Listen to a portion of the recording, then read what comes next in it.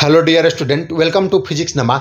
आज के इस वीडियो में हम लोग क्लास 11 फिजिक्स का chapter work energy and power का topic work done by a variable force के बारे में स्टडी करेंगे।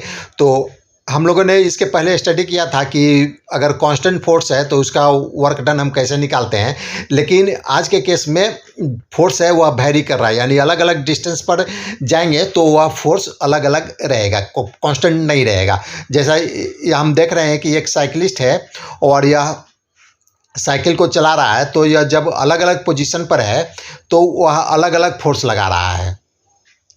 तो इसका अगर हमें ग्राफ बनाना है तो हम ग्राफ कैसे बनाएंगे? एक्स एक्सिस पर हम डिस्टेंस लेते हैं और वाई एक्सिस पर फोर्स को लेते हैं। तो अगर इसका हम ग्राफ बनाएंगे तो देखिए यह ग्राफ होगा। अगर साइकिलिस्ट अभी आ रहा है तो अभी यह कम फोर्स लगा रहा है तो यह स्लो जा रहा है, और अब अधिक फोर्स लगा रहा है तो इसका स्पीड भी अधिक हो गया। और अभी तो या देख रहे हैं कि अलग अलग डिस्टेंस पर जा रहा है तो अलग अलग फोर्स लगा रहा है। तो इसका अगर हम ग्राफ बनाएंगे तो यह इस टाइप का कर्व ग्राफ होगा। तो अगर हमें इसका वर्क निकालना है तो कैसे निकालेंगे? तो देखिए हम क्या करते हैं कि स्ट्रेट लाइन से ग्राफ को हम एक्स एक्सिस से ज्वाइन करते हैं। तो यह एक्स एक्सिस का इनिशियल पोजीशन हो गया और यह जो एक्स आई है इनिशियल हो गया और एक्स एफ फाइनल पोजीशन हो गया। तो अगर हम देखते हैं, मान लेते हैं कोई यह इन दोनों के बीच का हम दो लाइन है, इसके बीच का हम मान लेते हैं कि यह जो डिस्टेंस है डेल्टा एक्स है। तो यहाँ पर देखते हैं कि जो फोर्स है वह वेरी कर रहा है। यह देखिए स्लेंट लाइन है, तिरछा लाइन है, तो यानी फोर्स कांस्टेंट नहीं है, फोर्स वेरी कर रहा है। अगर पैरेलल रहता है, एक्स एक्सिस के पैरेलल अगर लाइन रहेगा तो फोर्स कांस्टेंट है। तो यहाँ पर यह फोर्स कांस्टेंट नहीं है, लेकिन हम डेल्टा एक्स को मान लेते हैं कि बहुत छोटा कर दें। छोटा कैसे करेंगे? हम इन दोनों लाइन को एक जगह पर लाते हैं। अगर इसको लाते हैं तो डेल्टा एक्स छोटा होते जाएगा। If the displacement delta x is small, you can take the force F x as approximately constant and the work done is then. अब हम देखें, यहाँ पर मैंने थोड़ा अधिक लिया है। अगर हम, क्योंकि यह दिखाना है, अगर बहुत कम दोनों के बीच का डिस्टेंस कर देंगे तो यह नहीं दिखेगा। तो जैसे मान लें कि और यह नज़दीक आ जाएगा तो जो यह स्लेंट लाइन था वह क्या हो जाएगा? एक्स एक्सिस के पैरेलल हो जाएगा। यानी हम डेल्टा एक्स को बहुत कम कर देंगे तो जो फोर्स है वह उस डेल्टा एक्स के लिए वह फोर्स क्या होगा? कांस्टेंट हो जाएगा।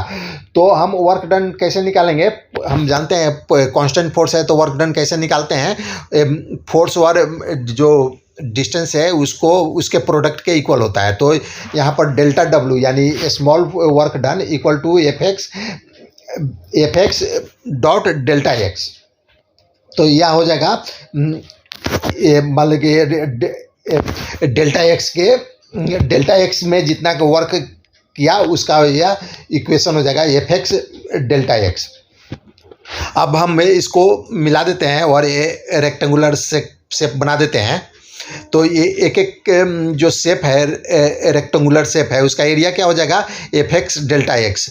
मान लेते हैं कि यह डिस्टेंस से बहुत कम है तो यह नीचे वाला लाइन के पैरेलल होगा, एक्स एक्सिस के पैरेलल होगा ऊपर वाला लाइन, और जो गैप है, जो थोड़ा थोड़ा गैप दिख रहा है, वो भी नहीं दिखेगा। तो हम अप्रोक्सीमेट एरिया निकाल सकते हैं, delta A equal to F x delta x. तो यह जो एरिया होगा, अब हमें अगर टोटल वर्क डन निकालना होगा तो हम क्या करेंगे? Adding successive rectangular area you get the total work done. तो हम सभी रेक्टेंगुलर एरिया को ऐड कर देंगे तो हमें टोटल वर्क डन मालूम चल जाएगा। But the sum approaches a definite value equal to the area under the curve. और अगर हम डेल्टा एक्स को बहुत कम कर देंगे तो सम जो होगा एक डिफिनिट वैल्यू के इक्वल होगा, और इसका जो वह इक्वल होगा जो एरिया कर्व के अंडर का जो एरिया होगा उसके इक्वल होगा। तो हम अगर सम करते हैं, टोटल सम करते हैं, तो हम समेशन ऐसा लिख सकते हैं डब्लू।